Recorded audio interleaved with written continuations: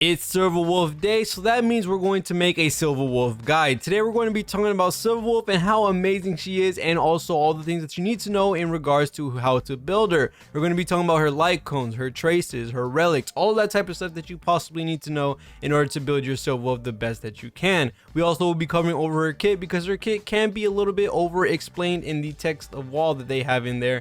We're going to be talking about that and summarizing it, making it a little bit easier. But let's go ahead and start talking about Silverwolf and her kit. Also, make sure to leave a sub on the video if you are going to be enjoying some Honkai Star Rail content. I have a lot of things planned for Silverwolf and a lot of videos coming out for her too, so make sure to leave a sub for that. But let's go ahead and start talking about Silverwolf's kit. Now, Silverwolf's kit basically revolves around putting a fat ton of debuffs, and I mean a fat ton, onto the enemy, making you do more damage, making them do less damage, and also allowing you to have more turns with how much she can possibly do. And these get extended even more with her traces, but we'll talk about that in a quick second. For her basic attack is going to be, of course, regular damage as always for every single character, but she does have a little bit of an extended version of her basic attack that we will be talking about later on. For her skill, which is probably one of the more important, I guess you could say, aspects of her kit, this is going to be allowing you to change a weakness type for the enemy and adding it from your existing pool of characters. So it's only going to pick one and it is going to be random. So this means that Silverwolf does want to be run in slightly mono teams when it comes to building your team out, because you could get a weakness that you don't want to have on the enemy. Once you give them that weakness, they're also going to lose 20% resistance to that different type of weakness. And also, you can't put multiple weaknesses on that enemy. It's only the one that you put on and then the most recent one that you put on as well. Another thing to keep note of this is that there is another base chance to reduce all type res for the enemy even further by 2 turns. So not only are you adding weakness, you're going to be shredding that weakness resistance as well, and you're also going to have a chance to be able to get the reduce all type res. So you're going to be boosting your damage for like 2 different effects during this skill. This is what makes Silverwolf so good already, and you can already see how strong she's going to be in the harder versions of content, allowing you to brute force your way with a certain team that you've already invested in and making sure that they work for every boss that you could go against. Now, talking about her ultimate is actually very simple. It's just going to be a base chance to decrease the target's defense by around 50 to 40 something ish percent. That is a lot of defense taken away from the enemy. That's going to allow you to do some crazy damage when it comes to actually using Silverwolf and letting her debuff the enemy before you start using your DPS. Now, talking about the talent, this is where it gets a little bit interesting for all of her attacks, because no matter if you use her basic attack, her skill, or her ultimate, she can create 3 types of bugs. These bugs are reduce attack, reduce defense, and reduce speed. Every time she attacks, she has a base chance to implant a random bug that lasts for 3 turns on the enemy target. So basically, every single time Silverwolf is going to go around and do attacks, you're going to be implanting a fat ton of things regarding if it's going to come from your skill, your basic attack, your ultimate. There's just so much that you're going to be doing with Silverwolf in regards to helping you with your debuffs, that she's going to be a very strong unit to be able to stop the enemy from doing whatever they're doing. And then her technique is going to do some quantum damage, and you will be ignoring all the weakness types and reducing the toughness of all enemies. So this is going to be absolutely amazing when it comes to doing a good amount of damage right before the battle. But this is pretty much it for her kit. She's just going to be a very strong debuffer, being able to put so much onto the enemy that they're going to be taking way more damage, they're going to do a lot less damage, and they're going to be taking less turns, allowing you to keep that buff on for a little bit longer when it comes to having Silverwolf on the field, and also get you more turns with your other DPSs as well, letting you do more damage. So overall, Silverwolf is a really big buffer, but of course the nuance that we're going to be talking about later is that she does need to be run with mono teams, because that's kind of what her skill is meant for. Now, talking about Silverwolf's light cone, I'm only going to list 2 options, because either you're going to pay for it or you're not. That's literally as simple as it gets. Incessant Rain, of course, is the premium option for Silverwolf. She is going to be a sub DPS type role with this light cone, giving her 24% effect hit rate, allowing you to get crit rate by 12% if you have 3 or more buffs, which is very easy if you use your skill, your ultimate, your basic attack, and all that type of stuff. So doing this is going to be very easy. So you're going to get that 12% crit rate, you're going to get the 24% effect hit rate, and you're also going to be giving targets 12% increased damage whenever you do a basic attack, skill, or ultimate. So as you can see, this light cone is stacked with buffs and debuffs for the enemy, so you are going to go absolutely crazy with this light cone.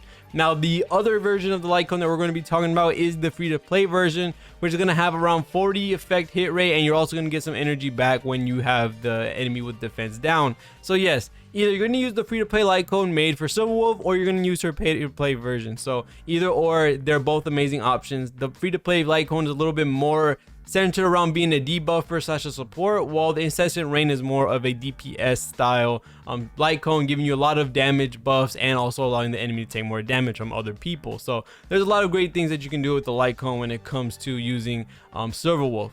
Now to talk about her relics, we're going to be using 2 sets, of course. Now you can change one of these sets in terms of the value you bring in terms of how you want to have Silverwolf, but for the most part you're always going to want to run Genius of Brilliant Stars, which is the quantum set. It's just going to give her more damage, allowing her to ignore defense. She's going to be doing a fat ton of damage on the enemy. And then the ones that you can change out, depends, is going to be either the Pan-Galactic Commercial Enterprise, which is going to give her effect hit rate, which she kind of needs, and you're also going to get some attack based on your effect hit rate, so that's pretty good.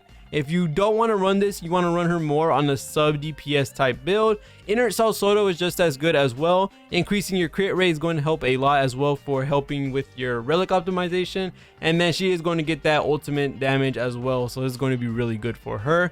And then if you don't want to run that either, you have the Space Sealing Station, which is going to give you attack and is going to give you an increase in attack if she has a certain amount of speed. So either way, all of these are going to be great relic sets. The Genius of Brilliant Stars is going to be overall just the best one that you could possibly put on her, just because it's going to help with damage and all that type of stuff. And then the planar ornaments, I listed the 3 that you could possibly use when it comes to having her kitted out. One is more for a sub DPS type build, and then the other is, you know, the effect hit rate, which is the Pan-Galactic. That's going to help with more support type stuff. Now for her traces, this is going to help her out a good amount when it comes to her kit, so you kind of want to make sure these get unlocked as fast as possible.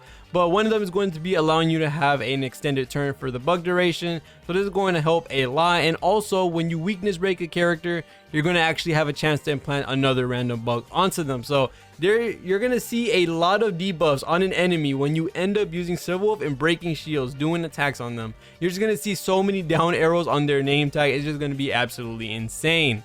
Now the next trace is going to be if there are 3 or more debuffs on the enemy and the skill is used, the skill will decrease enemies all type res by an additional 3%. So this is going to help with more damage overall. And then for her last trace is going to be the duration of weakness implanted by Silverwolf's skill increases by 1 turn. So you're going to be keeping that extra weakness that you added on before for an extra turn. And that's overall just good. That gives you more time to just basic attack with Silverwolf, use her ult, and not waste skill points. So Silverwolf isn't really crazy when it comes to how skill point hungry that she is. She kind of needs to do it one time, and then the rest of your team can take all the skill points, because it's going to take a bit of time before all those bugs expire, the weakness expires off of Silverwolf. So this is overall just an amazing thing to have on Silverwolf. Now when it comes to Eidolons, there is a lot of people who are probably going to summon for them, and a lot of people don't know where to stop, what's the best value, what they should get. Now of course Silverwolf is amazing out of the box. She's amazing at E0 and can do her job absolutely amazing. I've been using her at E0 for the time being, and she just does everything that she needs to. But if you do want to look for Eidolons, then you might want to go up to E2, because E2 is a very strong Eidolon to have. But let's go ahead and explain all of them just in case. For E1 is going to be for every debuff that you have on the enemy, you're going to be regenerating some energy when you use your ultimate. So this is going to help you spam your ultimate, do a lot of damage with Silverwolf in the long run. This is a very great Eidolon to have. And then E2 is probably one of the stronger ones for sure. It is that when an enemy enters battle, reduce their effect res by 20%. This is going to allow your debuffs to actually proc no matter what, whether it be on high resistance bosses or anything like that. If you have high enough effect hit rate and then you have E2, you're probably going to always get that debuff onto enemies, even if they have high resistances just like bosses do. So this is an amazing and very high value add-on to have for Silverwolf. And then for E4 is going to be after using her ultimate to attack enemies, deal additional damage for every debuff. It's kind of like E1, but for this one you're actually doing more damage. And then for E6 is going to be for every debuff the target enemy has, damage dealt by Silverwolf increases by 20% up to a limit of 100%. So as you can see, she's still built on more debuffs, and more debuffs. E1 helping you get more energy per debuff, E4 giving you more damage, and then E6 giving you more overall damage stacked on top. She's just absolutely a strong character for sure, but you do not need Eidolons. You can stay completely E0. Now for Silverwolf, what type of teams do you want to run for her? Silverwolf, although she can show that you are very flexible in what teams you bring since she can change weaknesses, you kind of do want to bring only a mono team with her, and it's kind of a struggle to build my quantum mono team because there's only 2 quantum units that are worth building technically, because you have Sele as a DPS, Silverwolf as a debuffer, but then we also have Ching Chue, who's also a DPS. So I kind of gotta wait for more characters to come out that are quantum, but you can build other mono teams at the current moment. You know, Ice has a lot of characters, Fire has a good amount of characters. There's just, you know, you have to wait for a full team of mono that she's going to be able to actually put the weakness that you have for that team. She's going to be able to help you shred shields with your team because she's going to add that weakness that everyone else has. So although she does show flexibility for your account and allows you to do more stuff on different content with the same teams, you do want to run mono teams with Silverwolf. She's universal in terms of element, but not with actual teammates, because if you have